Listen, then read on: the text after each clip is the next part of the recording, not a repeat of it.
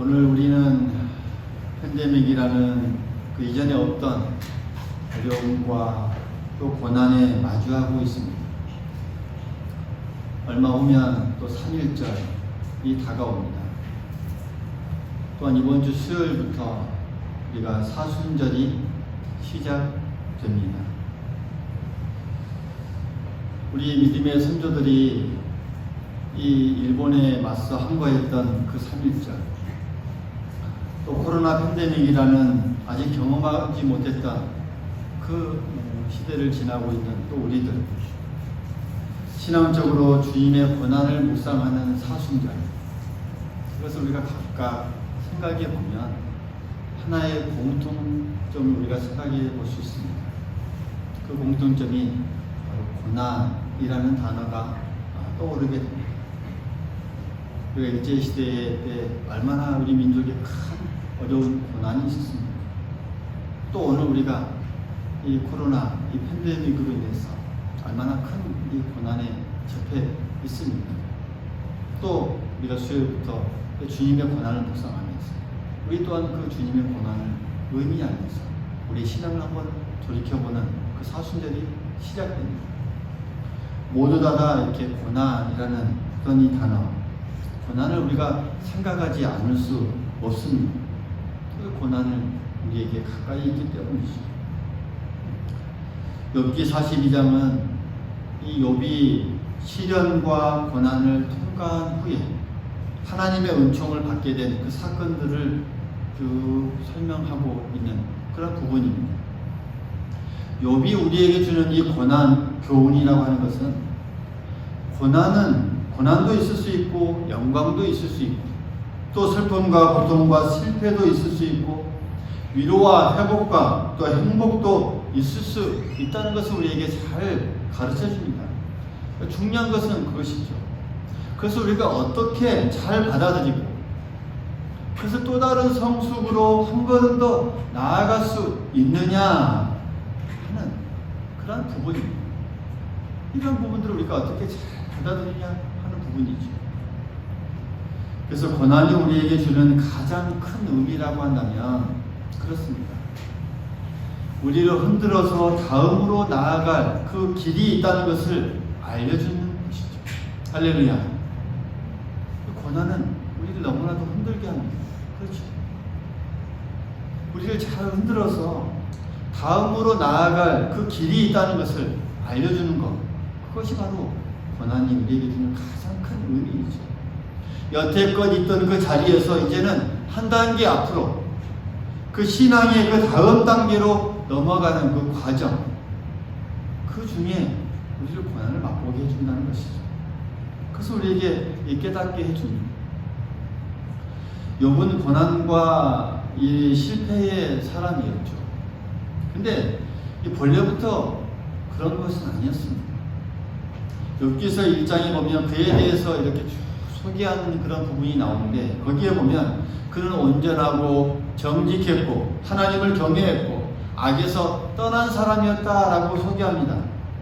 또 그는 스라에 이 7남 3녀를 두었고 양과 또 약대와 소가 암나기가 풍성한 그런 사람이었고 종들도 많았고 또 당시 동방에서 이름이 알려진 훌륭한 사람이었다라고 욥기서 1장 3절에 보면 말씀해주고 있습니다. 그러니까 결과적으로 그는 돈도 부도 명성도 함께 누리는 사람이었고 거기에다가 신남매까지 둔 그 가장이었습니다. 행복한 가장이었습니다. 그런데 어느 날 갑자기 그에게 고난이 몰아닥치기 시작했습니다. 주변 이웃에 살던 스바 사람들이 쳐들어와서 종들을 죽이고 재산을 약탈해 갑니다.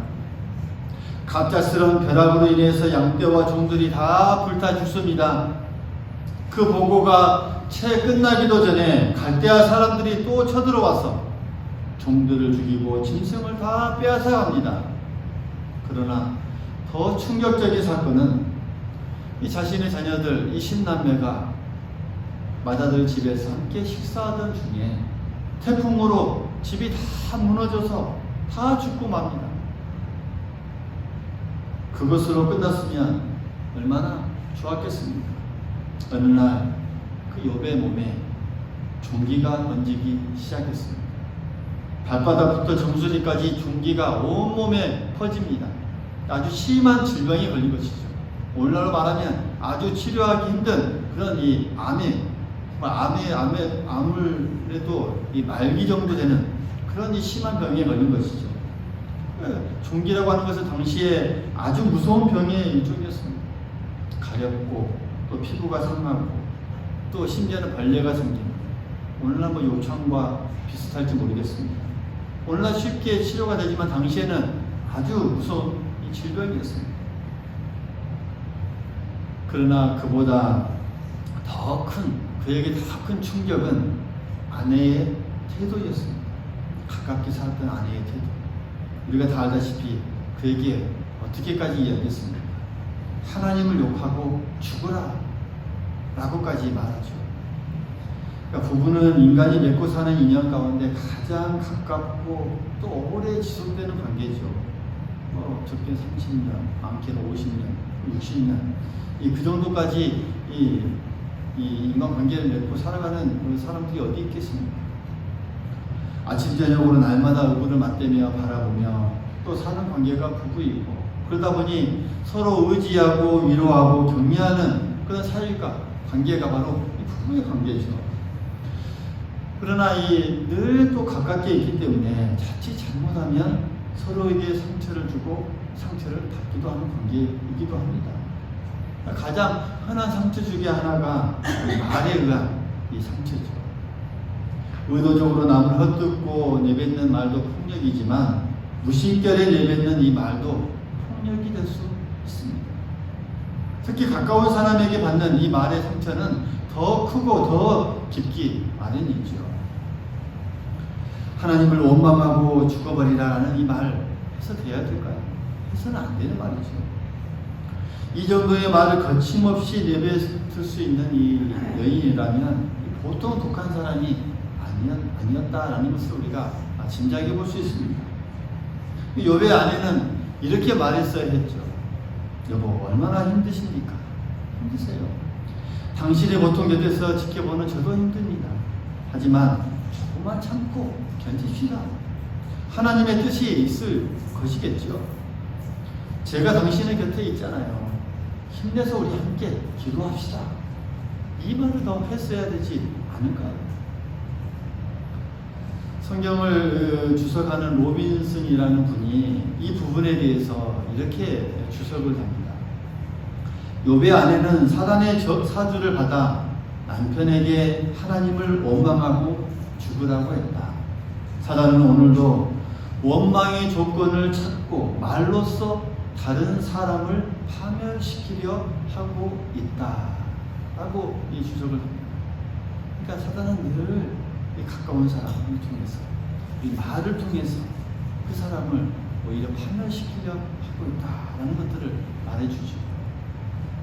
가까운 사람일수록 우리가 말을 조심해야 합니다. 가까운 부부, 가족뿐만 아니라 또 성도들끼리도 가까운 사람일수록 우리가 늘 말을 조심해야 한다는 것이죠. 그러니까 말로 상처를 준 사람이 있으면 우리가 빨리 깨닫고 용서를 받고 또 용서를 빌고 또 화해를 해야 합니다. 욥기서를 이렇게 쭉 끝까지 보게 되면 이 하나님을 원망하고 죽으라고 이 말을 내뱉었던 이 아내에 대한 기록은요, 이제 어디서도 끝날 때까지 한 번도 언급되지 않습니다. 그에 대해서는 그 어디서도 찾을 수가 없습니다. 그래서 신약자들은 그 이유를 두 가지로 해석합니다. 하나는 더 이상 거명조차 할 가치가 없는 사람이었다라는 것이고, 또 두 번째로는 그날 욥에게 저주를 퍼붓고 남편 곁을 떠나 가출해버렸기 때문이다 라고 이것을 보기도 합니다. 저는 첫 번째 이유가 더 맞다고 봅니다. 더 이상 성경에 기록될 만큼 가치가 없는 것이죠. 이 말을 통해서 이렇게 남을 힘시켜서 더 이상 거명할 가치가 없는 사람이라는 것이죠. 그러니까 누구든지 이렇게 말이 해프고 남의 말을 흘리고 공격하고 상처 주기를 힘쓰는 사람은 거명할 가치도 없는 사람이라는 것을 우리가 깨달을 수 있습니다. 오늘 우리가 이 욥기를 살펴보면서 욥기를 이야기하면서 우리가 중요하게 여겨야 할 부분은 그의 회복에 대한 부분입니다. 회복. 그러니까 고난이 지난 후, 고난이 다 견디고 난 후에 하나님께서 그를 어떻게 회복시키시고 어떻게 돌이키셨는가라는 그런 부분입니다. 이 욥기 42장을 보면 이 고난 뒤에 찾아온 그의 회복, 이 하나님께서 그를 어떻게 돌이키셨는가 하는 이 돌이키심은 너무나 크고 화려합니다. 너무나 큰 은혜로 다가옵니다. 소유는 전보다 갑절이 되었습니다. 처음보다 더 주셔서 양이 14,000마리, 낙타가 또 6,000마리, 소가 1,000결이, 암낙이 1,000마리를 주셨죠. 그러니까 어린 자와도 요즘 가치로 환산하면 수백억 원에 해당하는 그런 금액입니다. 아주 놀랍죠. 또한 아들, 딸, 이 자녀를 10남매를 그대로 주셨고요. 그 중에서도 이 딸 세 딸은 당시 정부기에서 그녀들보다 더 예쁜 사람들이 없을 정도로 아주 훌륭한 미모를 갖게 해주셨죠. 요즘말로 하면 진선미를 갖춘 그 딸을 주었습니다. 우리는 이러한 욥의 회복을 섭리하신 그 하나님의 모습을 바라볼 수 있어야 합니다. 하나님을 우리가 바라볼 수 있어야 합니다. 10절의 말씀을 보면 여호와께서 욥의 공경을 돌이키시고 여호와께서 욥에게 이전 소유보다 갑절이나 주신지라 라고 하신 그 하나님을 우리는 바라볼 수 있어야 합니다. 1장 22절에 보면 주신 이도 여호와시요 거두신 이도 여호와시니 라고 하는 그 고백을 통해서 우리는 하나님을 바라볼 수 있어야 합니다. 우리는 성공과 실패, 상실과 회복, 사는 것과 죽는 것, 축복과 저주가 하나님의 손에 있다라는 사실을 이 욥기서 42장을 통해서 우리는 바라볼 수 있어야 한다는 사실이죠. 이러한 회복과 하나님의 이 돌이키심을 우리가 보면서 어떻게 이 욥에게 이러한 것들이 가능했을까? 어떻게 이러한 은혜와 복이 이 고난이 다 마친 후에 그에게 임할 수 있었을까? 그러면 욥이 취했던 그 행동의 모습들, 이 반응의 모습들이 어떠했기 때문에 그가 이런 고난이 지난 후에 은혜와 복 가운데 거할 수 있었는가? 우리가 바라볼 수 있어야 합니다. 욥이 어떤 행동과 어떤 모습을 취했을까? 오늘 우리 또한 여러 가지로 이 고난의 시기를 지나고 있습니다. 또 앞으로도 고난의 시기를 겪을 수도 있고요. 이 고난이라는 단어가 우리에게 가깝게 느껴지는 때에 그럴 때 우리는 어떻게 해야 할까요? 욥을 바라보면서 이 욥의 행동이, 욥의 그 반응했던 모습이 우리에게 가르쳐줍니다. 그럴 때 우리가 이 고난 뒤에 주어지는 하나님의 놀라운 이 회복, 돌이키심을 우리가 또한 그 복의 은혜로 맞아들일 수 있다는 사실 우리가 기억하면서 욥이 반응했던 그 모습, 행동이 어떠한 모습인지 한번 살펴보기를 원합니다. 첫 번째로는 욥은 원망하지 않았습니다. 할렐루야. 그 고난 중에서도 원망하지 않았습니다. 할렐루야. 1장 그 22절에 보면 욥의 이 모습에 대해서 이렇게 고백하고 있습니다. 이 모든 일에 욥이 범죄하지 아니하고 하나님을 향하여 원망하지 아니하니라. 하나님을 향하여 원망하지 아니하니라. 또한 그 뒤에 2장 10절에도 보면 이 모든 일에 욥이 입술로 범죄하지 아니하니라. 입술로 범죄하지 아니하니라. 원망하지 아니하고 입술로 범죄하지 아니했습니다. 극한 슬픔과 처절한 고통 속에서도 그는 하나님을 원망하거나 또 입술로 범죄하지 않았다는 사실을 우리에게 알려줍니다. 여러분, 이스라엘은요 원망하고 입술로 범죄하다가 가나안 땅에 들어가지 못했습니다. 그러나 욥은 힘들고 고통스러워도 하나님을 원망하지 않았습니다. 입술로 범죄하지 않았습니다. 원망하다는 것은 무엇일까요? 이 원망한다는 것은 내가 어떤 어려움 속에서, 힘든 속에서 막혀있는 그런 앞에 이 놓여있는 짐들 때문에 우리가 원망하다는 것은요, 하나님께 책임을 묻고 떠넘기는 행위가 됩니다. 할렐루야. 원망하지 말아야 합니다. 하나님은 결코 그것을 용납하시지 않습니다. 우리가 원망하게 되면 그때부터는 하나님께 모든 것을 떠넘기게 된다는 사실 우리가 기억하면서 원망하지 마시길 바라겠습니다. 원망하지 마시길 바라겠습니다. 그리고 욥은 깨달았습니다. 잘 깨달았습니다. 42장 5절에 보면 내가 주께 대하여 귀로 듣기만 하였사오니 이제는 눈으로 주를 배웠나이다 라고 고백하고 있습니다. 이제 듣기만 했는데 이제 직접 눈으로 내가 보게 됩니다. 그러니까 하나님에 대해서 막연하게 이 지식으로만 알았었는데 이제는 그 어떤 고난, 슬픔, 아픔을 통해서 직접 내가 경험하고 체험하다 보더니 내가 이제는 하나님을 정말 내가 보게 됐다라는 그 고백입니다.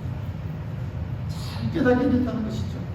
관념적인 그 하나님에 대한 알매의 지식이 아니라 이제는 눈으로 볼 수 있는 그 지식, 신앙으로 나아갈 수 있다라는 사실입니다.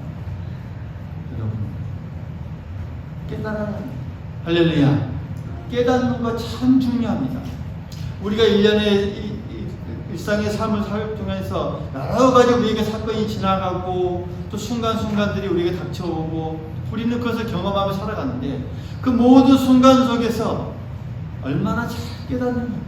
하나님께서 주시는 은혜, 하나님께서 주시는 우리에게 감동, 또 하나님께서 주시는 채찍, 또 하나님께서 주시는 이렇게 하라고 하는 그 하나님의 뜻, 얼마나 우리가 잘 깨닫느냐, 깨닫지 못하느냐가 정말 참 신앙으로 나아가는 것, 아니면 그저 그런 신앙으로 나아가는 것, 이렇게 갈릴 수 있다는 사실입니다. 우리가 그 모든 것이 잘 우리가 깨닫는지 깨닫지 못하는지로 가는 데 수 있다는 사실, 우리 모두 기억할 수 있기를 간절히 소망하겠습니다. 바로 듣고 느끼고 깨달아야 우리에게 복이 됩니다. 할렐루야. 그래서 시편 49편 20절에 보면 우리에게 이렇게 말씀합니다. 종귀 하나 깨닫지 못하는 사람은 멸망하는 짐승 같다. 종귀 하나 깨닫지 못하는 사람은 어떤 사람이라고요? 어떤 사람이라고요? 따라해봅니다. 멸망하는 짐승 같도다.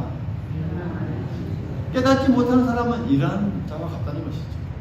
깨달아야 합니다. 말씀을 통해 깨달아야 하고 경험을 통해 깨달아야 하고 주님께서 주시는 그 기도의 모든 응답을 통해서 우리가 또 깨달아야 하고 하나님을 바로 믿고 그 섭리를 깨닫게 되었을 때에 회복의 길, 은혜의 길, 복의 길이 우리에게 열린다는 사실, 우리 모두 기억할 수 있기를 간절히 소망하겠습니다. 그리고 욥은 회개했습니다. 철저히 회개했습니다. 42장 6절에 보면 우리가 읽지는 않았지만 6절의 말씀을 보면 그러므로 내가 스스로 거두어드리고 티끌과 제 가운데서 회개하나이다. 그의 모든 것을 다해서 회개하는 그런 이 철저한 이 강구가 있었습니다. 그러니까 욥이 하나님을 진정으로 깨닫기 전에는요, 나는 의롭고 나는 깨끗하고 죄 없이 고난을 당한다 이렇게 생각했습니다. 내가 아무 잘못도 없는데 내가 왜 고난을 당할까? 이 고난의 이 길에 서 있을까? 그는 그렇게 생각했습니다. 그러나 빛 대신 하나님, 정말 의로우신 하나님 앞에 가까이, 정말 고난을 통해서 아주 가까이 서게 되었을 때에 자신의 모습이 이제 다 드러나게 된 것이죠. 그 하나님께서 비추는 그 빛으로 내 자신을 비추어질 때 내 자신의 모습을 다 볼 수 있었던 것이죠. 그 하나님께서 비추는 그 빛 앞에 서게 되면 어느 누구도 그분 앞에 서게 되면 자신의 죄, 허물, 추악함, 위선, 거짓, 그 숨겨놓은 그 죄가 다 드러나게 됩니다. 우리가 그 하나님 앞에 서게 되면요, 모든 것이 다 드러나게 된다니까요. 지금까지 욥은 남을 보고 친구들의 그 허물을 봤습니다. 다른 사람들의 허물만 봤습니다. 근데 하나님을 바로 만난 뒤로는 누가 보였습니까? 누가 보였을까요? 자신을 보였습니다. 자신을 바라볼 수 있었습니다. 할렐루야. 하나님 앞에 바로 섰을 때, 하나님 앞에 가까이 나아갔을 때 누구를 볼 수 있었어요? 자신을 바라볼 수 있었습니다. 자신이 보였습니다. 그래서 회개하고 다른 사람을 용서하고 하나님 앞에 나아가면서 다른 사람에게 화해를 하면서 모든 것을 회개를 하면서 나아갈 수 있었습니다. 10절의 말씀을 보면 욥이 그의 친구들을 위하여서 기도할 때라고 기록하고 있습니다. 또 11절의 말씀을 보면 그 후에 형제와 자매와 이전에 알던 이웃들이 욥을 찾아 돌아왔습니다 라고 기록하고 있습니다. 다른 사람의 이 허물들을 다 받아들이고 용서하고 화해하고 또 하나님 앞에 회개할 때 그 모든 것들이 다 자신 앞에 해결되는 모습들을 우리가 볼 수 있다는 것입니다. 욥이 자신을 떠났던 형제 자매 또 이웃들을 미워하고 친구들에 대해서 적대감을 가지고 있던 그 동안에는 그에게 있어서 기도가 다 막혀버렸습니다. 하나님 앞에 기도할 수도 없고 나아갈 수도 없었습니다. 그러니까 우리 또한도 누구는 미워하고 시기하고 질투하면 기도가 다 막히게 됩니다. 하나님 앞에 기도가 올라갈 수가 없어요. 그런 상황에서. 그러나 그가 회개하고 나자 이제 기도의 문이 열렸습니다. 하나님과 기도의 소통이 이루어지게 됩니다. 기도가 연결됩니다. 그때부터요. 어느 때부터요? 회개할 때. 돌이키시는 그 하나님 앞에 겸손하게 설 수 있기를 바라겠습니다. 하나님은 성공과 실패로 돌이킬 수 있고 실패를 성공으로 돌이킬 수도 있고 또 성공을 실패로 돌이킬 수도 있는 분이십니다. 그 하나님 앞에서 우리가 회개하며 나아가야 합니다. 하나님을 바로 섬기지 못한 것과 죄를 범하고 숨기고 산 것을 회개합시다. 형제의 마음을 아프게 하고 교만과 위선으로 산 것을 회개합시다. 서로 담을 쌓고 사랑하지 못한 것을 회개합시다. 입으로, 손으로, 눈으로, 마음으로 지은 모든 죄를 회개할 수 있기를 바라겠습니다. 그리고 우리의 형제와 이웃과 친구를 위해서 또 우리의 성도들을 위해서 가까운 사람들을 위해서 용서하고 기도할 수 있기를 바라겠습니다. 사랑하는 성도 여러분, 고난이 우리에게 주는 가장 큰 의미는 우리를 흔들어서 다음으로 나아갈 그 길이 있다는 것을 우리에게 밝히 보여줍니다. 여태껏 있던 자리에서 한 단계 앞으로 신앙의 다음 단계로 넘어가는 과정을 우리에게 보여줍니다. 오늘 우리는 고난의 시대를 살아가고 있습니다. 이때 욥이 취했던 그 행동들을 우리가 생각하면서 우리 또한 다시금 회복시키시고 다시금 돌이키시는 그 하나님의 은혜를 맛볼 수 있는 우리 모두가 될 수 있기를 간절히 소망하겠습니다. 욥은 원망하지 않았습니다. 그리고 바로 깨달았습니다. 그리고 회개하며 나아갔습니다. 그런데 욥의 모든 삶을 돌이키시고 또 회복시켜 복과 은혜의 자리로 나아가게 해 주셨습니다. 하나님은 오늘 우리의 이 모든 것들을 다시 한번 새롭게, 이 좋지 않은 것들을 다시 한번 긍정적인 것으로 바꿔주시고 또 실패를 성공으로 또 우리에게 복과 은혜의 길로 우리에게 다시금 희망의 자리로 나아가게 해주시는 분심을 우리 모두 믿고 나아가면서 이 욥에게 주어졌던 그 은혜가 우리에게도 모두 함께 같이 또 임할 수 있기를 간절히 소망하겠습니다. 욥의 은혜가 우리에게 충만하게 임할 수 있기를 간절히 소망하겠습니다. 그런 믿음으로 또 한 주간도 승리의 삶을 살아가는 우리 모두가 될 수 있기를 간절히 소망하겠습니다.